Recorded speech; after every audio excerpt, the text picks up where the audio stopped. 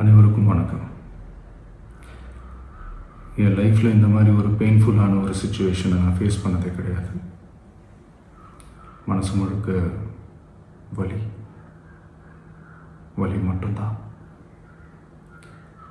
இந்த சுற்றுப்பயணத்தில் என்னென்ன மக்கள் பார்க்க வராங்க, அதுக்கு ஒரே ஒரு காரணம் தான், அவங்க என் மேலே வச்சிருக்கிற அன்பும் பாசம்.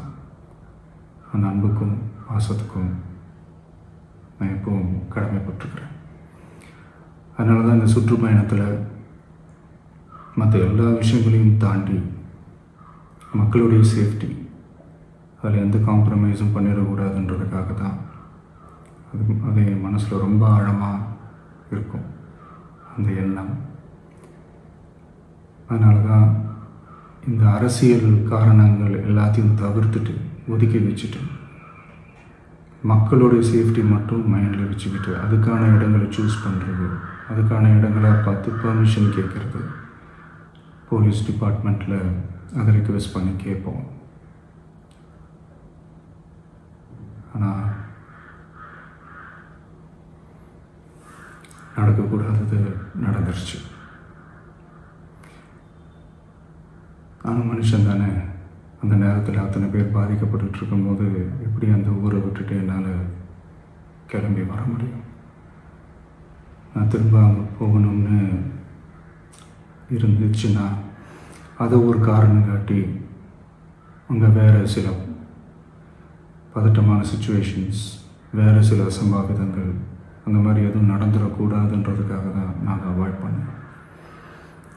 இந்த நேரத்தில் சொந்தங்களை இழந்து தவிக்கிற அத்தனை குடும்பங்களுக்கும் என்னுடைய ஆழ்ந்த இரங்கலை தெரிவிச்சுக்கிறேன். எனக்கு தெரியும், என்ன சொன்னாலும் இது ஈடேயாகாதுன்னு எனக்கு தெரியும்.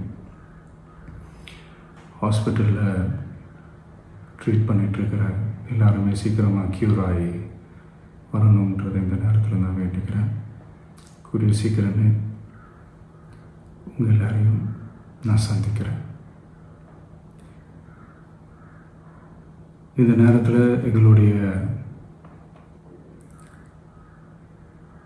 வலிகளை, எங்களுடைய நிலைமையை புரிஞ்சுக்கிட்டு எங்களுக்காக பேசின அரசியல் கட்சிகளை சார்ந்த நண்பர்கள், தலைவர்கள் அனைவருக்கும் என்னுடைய நன்றியை தெரிவிச்சுக்கிறேன்.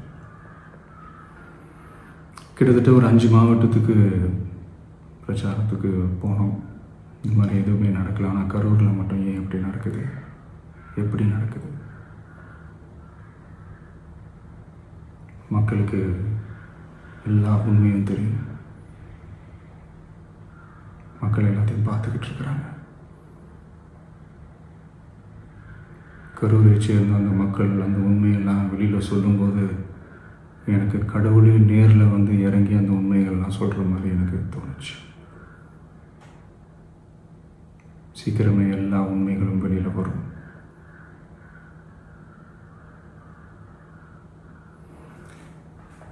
எங்களுக்கு தரப்பட்ட இடத்துல நாங்கள் போய் அந்த ஸ்பாட்டில் நின்று நாங்கள் பேசிட்டு வந்தோம். அதை தாண்டி எந்த தவறும் எங்கள் சைடில் நாங்கள் எதுவுமே செய்யலை.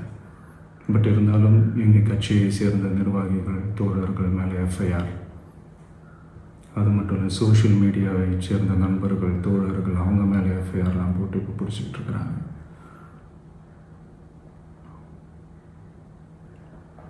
சிஎம் சார், உங்களுக்கு ஏதாவது இந்த பழி வாங்கணும் அப்படின்ற எண்ணம் ஏதாவது இருந்துச்சுன்னா என்ன வேணாலும் பண்ணுங்க. அவங்க மேலே கை வைக்காதீங்க. நான் ஒன்று வீட்டில் இருப்பேன், இல்லை நான் ஆஃபீஸில் இருப்பேன். என்ன வேணாலும் செய்யுங்க. நண்பர்களே, தோழர்களே, நம்மளுடைய அரசியல் பயணம் இன்னும் ஸ்ட்ராங்கராக, இன்னும் தைரியத்தோடு கண்டினியூ ஆகும்.